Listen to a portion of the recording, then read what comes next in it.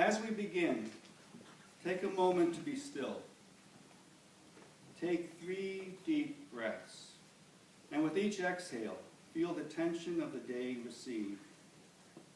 You are taking in air that has recycled through the eons, air that your neighbor, your parents, your ancestors breathed, air that even Jesus breathed. And with your third exhale, allow your breath to go back into the world with love. It is time to start your journey to the cross with Jesus. Station 1, Jesus in the Garden of Gethsemane. Then Jesus went with them to the olive grove called Gethsemane, and he said, "Sit here while I go over there to pray." He took Peter and Zebedee's 2 sons, James and John, and he became anguished and distressed. He told them, "My soul is crushed with grief to the point of death. Stay here and keep watch with me." He went on a little farther and bowed his face to the ground, praying, "My Father, if it is possible, let this cup of suffering be taken away from me. Yet I want your will to be done, not mine." Then he returned to the disciples and found them asleep. He said to Peter, "Couldn't you watch with me even 1 hour? Keep watch and pray, so that you will not give in to temptation, for the spirit is willing, but the body is weak." In the darkest hour, do you feel alone? In the darkness, can you let God keep watch with you? Can you trust God enough to say, "Your will be done"? God, grant me your strength and wisdom, that I may seek to follow your will in all things.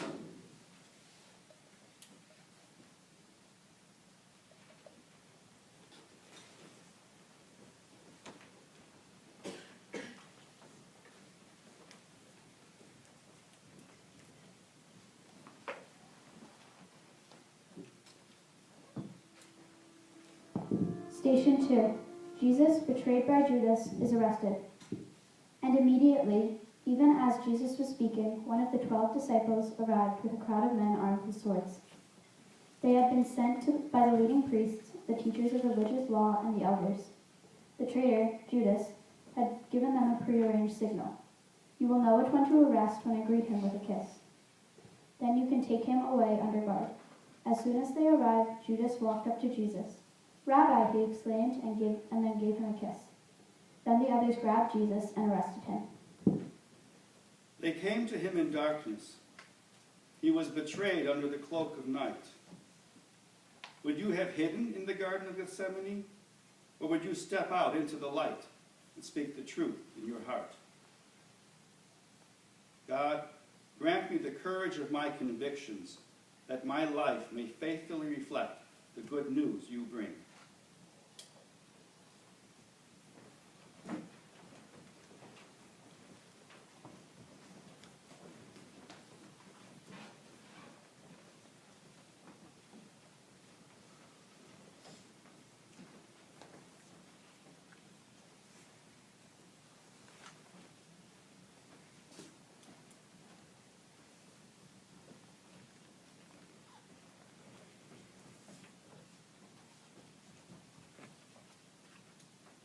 Station 3.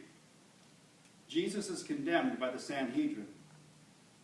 At daybreak, all the elders of the people assemble, including the leading priests and the teachers of religious law.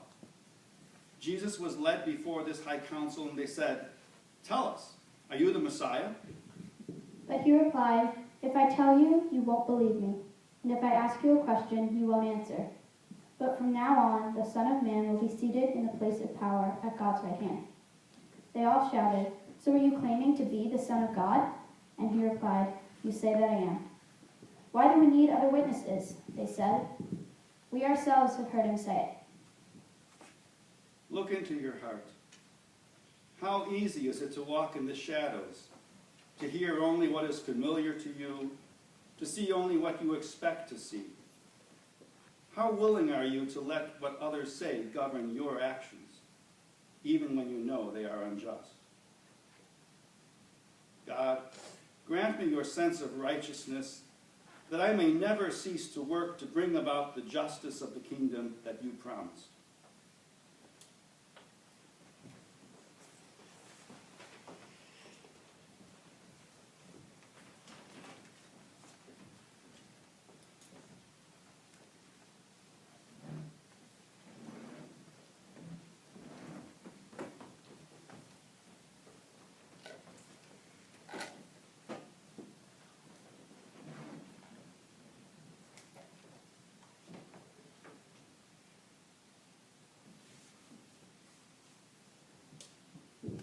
Station 4. Jesus is denied by Peter.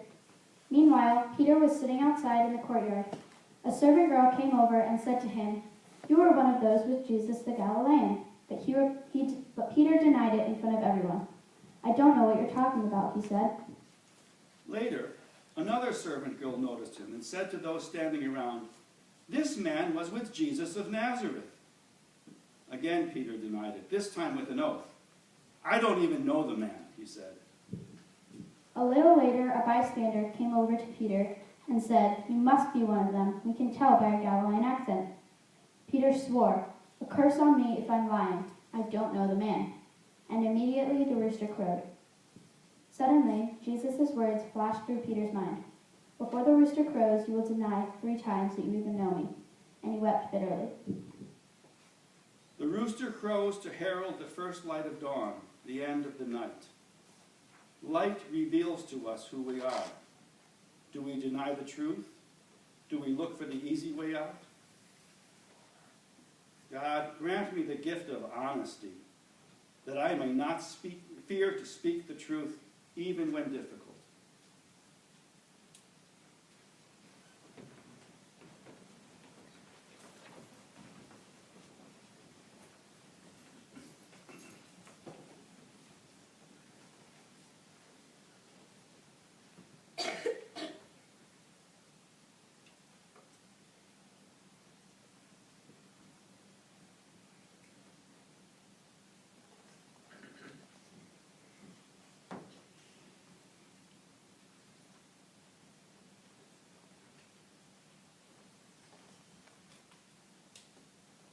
Station 5.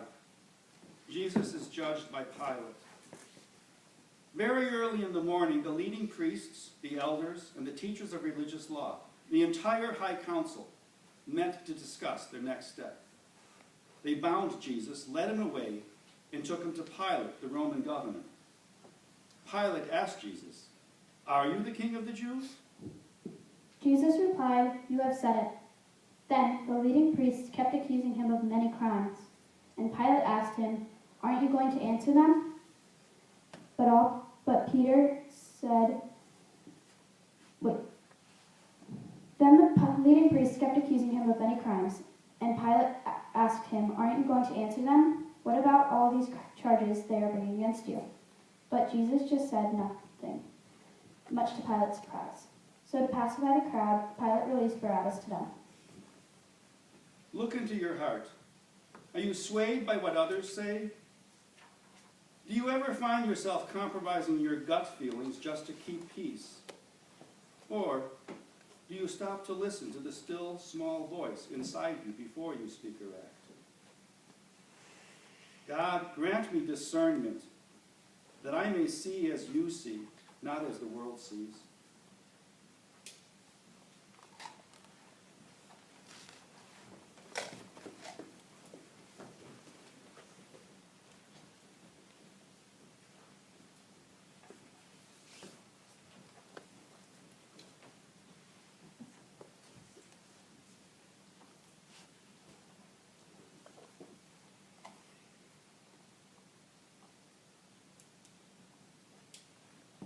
Station 6. Jesus is scourged and crowned with thorns. Then Pilate had Jesus flogged with a lead-tipped whip. The soldiers wove a crown of thorns and put it on his head. They put a purple robe on him. "Hail, King of the Jews," they mocked as they struck him repeatedly. A crown of thorns, pressing down, drawing blood, dripping into your eyes. What causes you to suffer? Does the blood blind you, or can you still see love?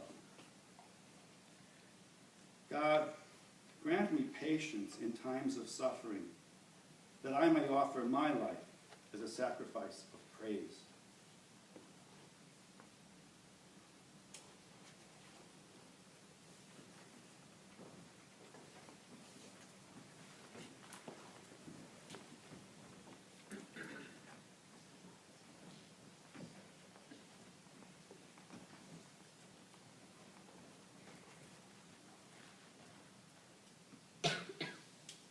Station 7.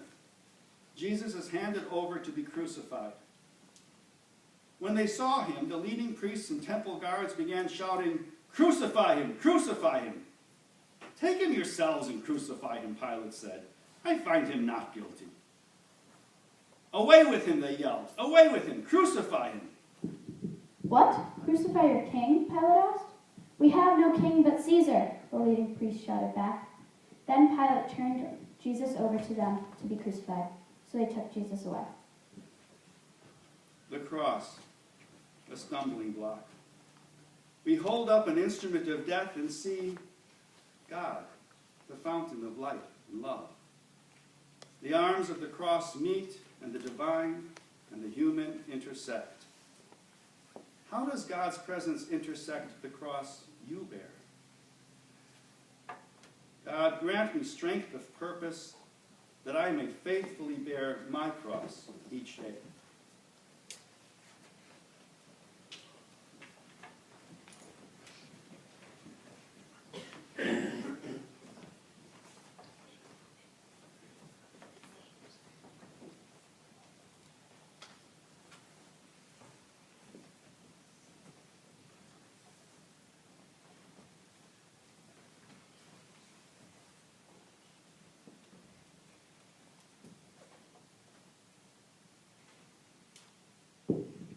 Station 8. Jesus is helped by Simon the Cyrenian to carry the cross.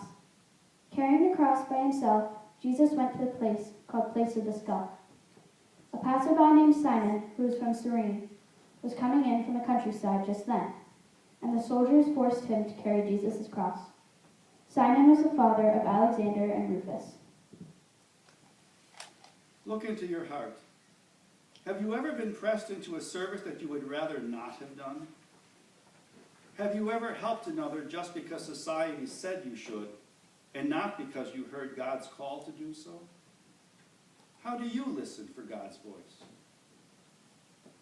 God, grant me a willing spirit that I may be your instrument on earth.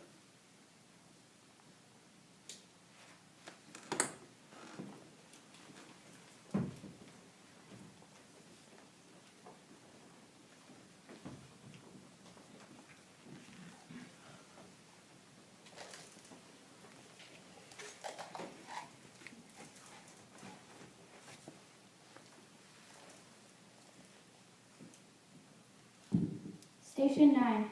Jesus meets the women of Jerusalem. A large crowd trailed behind, including many grief-stricken women. But Jesus turned and said to them, "Daughters of Jerusalem, don't weep for me, but weep for yourselves and for your children. For the days are coming when they will say, 'Fortunate indeed are the women who are childless, the wombs that have not borne a child and the breasts that have never nursed.' People will beg the mountains, fall on us, and plead with the hills, bury us. For if these things are done when the tree is green, what will happen when the tree is dry?" The darkness of grief. We in this culture even wear black when we are grieving. We speak of dark times when we lose a job, a relationship, a dream. How can we be a light to those in the darkness of grief? God, grant me a gentle spirit, that I may comfort those who mourn.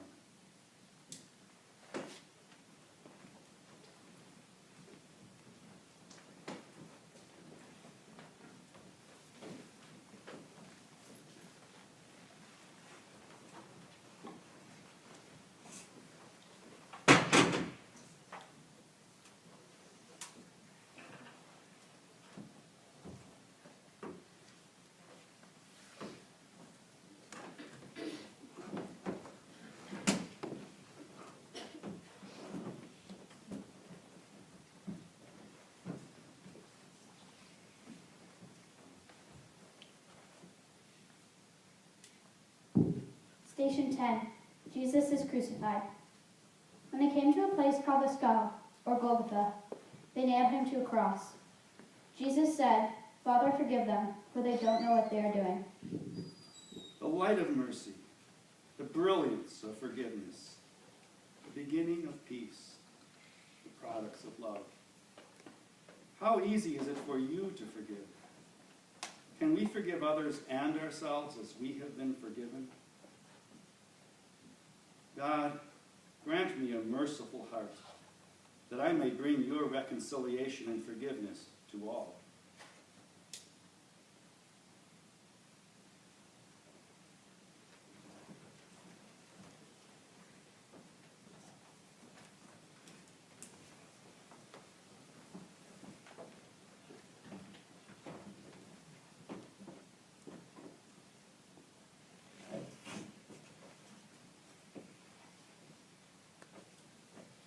Station 11.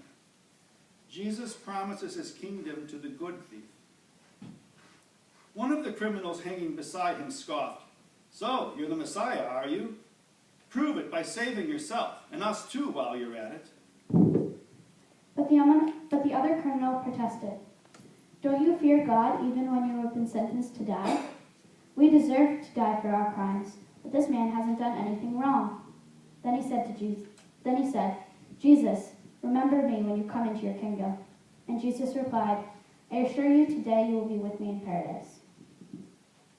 Do you see God even in the darkest hour? Do you see God even in the gray of every day? Do you see God even in the triumph of your brightest, blinding success? God, grant me perseverance, that I may never stop seeking you.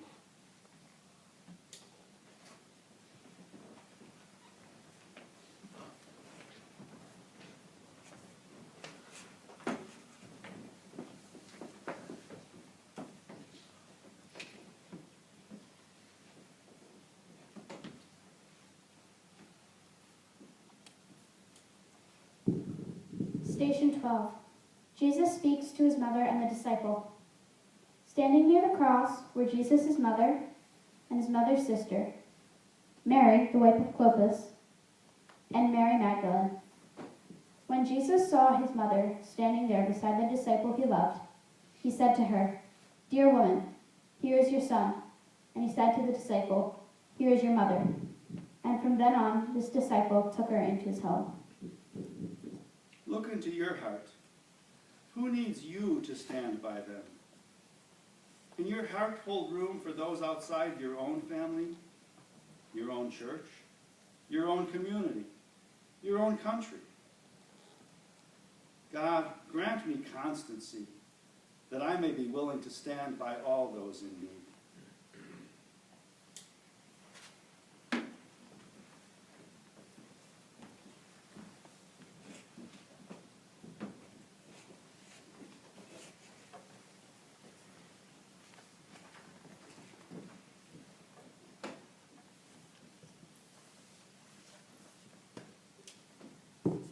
Station 13. Jesus dies on the cross. It was noon, and darkness fell across the whole land until 3 o'clock. The light from the sun was gone, and suddenly the curtain in the sanctuary of the temple was torn down the middle. Then Jesus shouted, "Father, I entrust my spirit into your hands." And with those words, he breathed his last. Look into your heart. Darkness. Does it cause you to fear? Or does it bring you rest? In God there is all light and all darkness. Can you embrace the darkness? God, grant me trust in you, that when my time on earth is ended, my spirit may come to you without delay.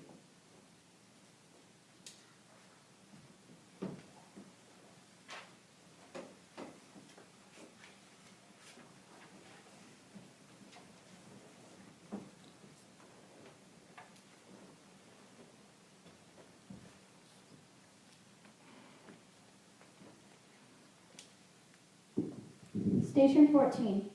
Jesus is placed in the tomb.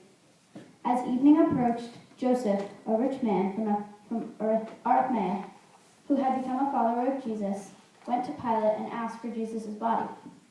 And Pilate issued an order to release it to him. Joseph took the body and wrapped it in a long sheet of clean linen cloth. He placed it in his own new tomb, which had been carved out of the rock. Then he rolled a great stone across the entrance and left. Compassion breathes a beautiful light.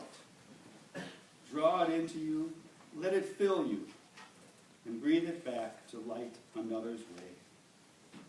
God, grant me your compassion, that I may always provide for those in need. You have accompanied Jesus through his death on the cross and into the tomb. You have traveled through the wilderness of darkness, self-examination, and complicity, into the breaking light of belief, forgiveness, and compassion.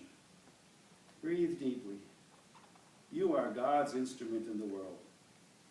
Go forth in peace.